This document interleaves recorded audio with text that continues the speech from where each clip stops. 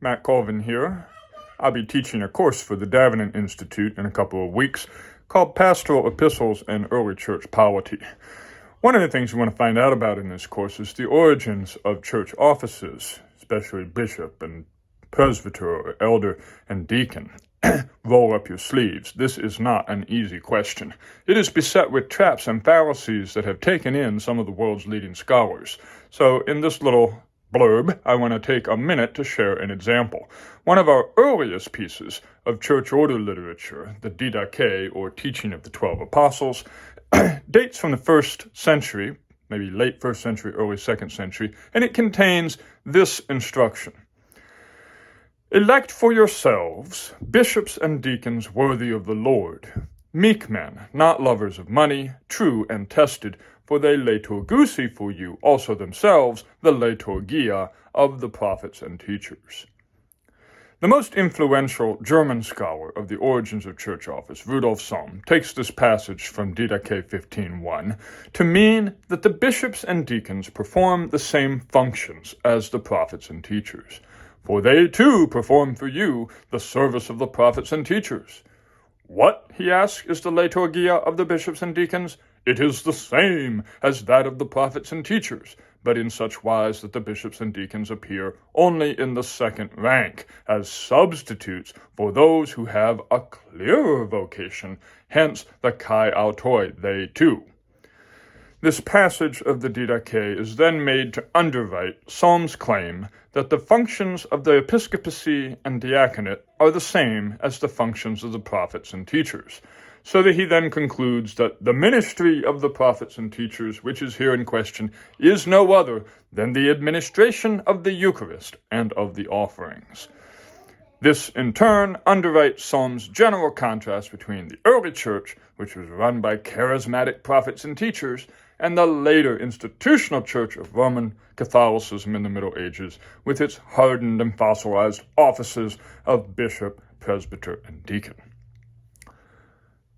This contrast is actually a thorough misunderstanding of both the episcopacy and the idea of liturgia.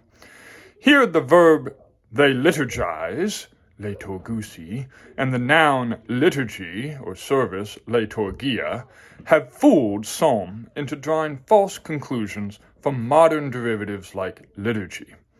In later times, liturgy has come to mean a form of public worship, or public worship conducted in accordance with a prescribed form.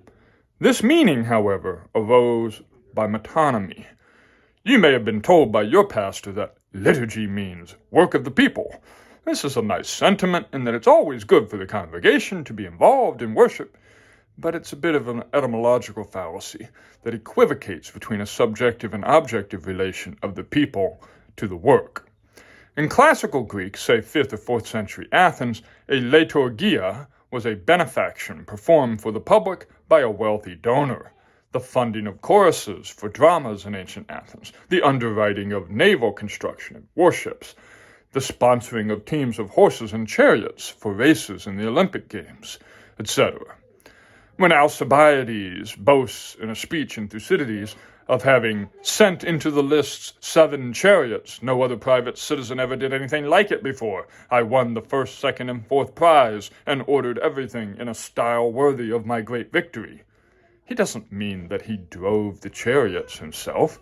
He was rather in the position of the Red Bull Beverage Company to its Formula One team, and its driver Max Verstappen. That is, he was the financial sponsor. This meaning, namely that a liturgia is something that wealthy Christians do for the whole church, was still current in the first 3 centuries after Christ, as Alistair Stewart points out. Dio Chrysostom, for instance, almost exactly contemporary with the Didache in the reign of Trajan, frequently refers to liturgiae as the responsibility of wealthy citizens. Thus, the meaning of the last sentence in Didache 15:1 is not that the bishops act as prophets and teachers themselves, but that they provide financially for those who do exercise those functions. That is why the Didache, like the Pastoral Epistles, lays stress upon the financial honesty of bishops and deacons, and says that they need to be aphilargoroi, not lovers of money. So we're going to need to be very careful as we navigate the world of the church order literature, the apostolic fathers, and the New Testament itself. We simply cannot assume that words back then mean the same thing that they mean today.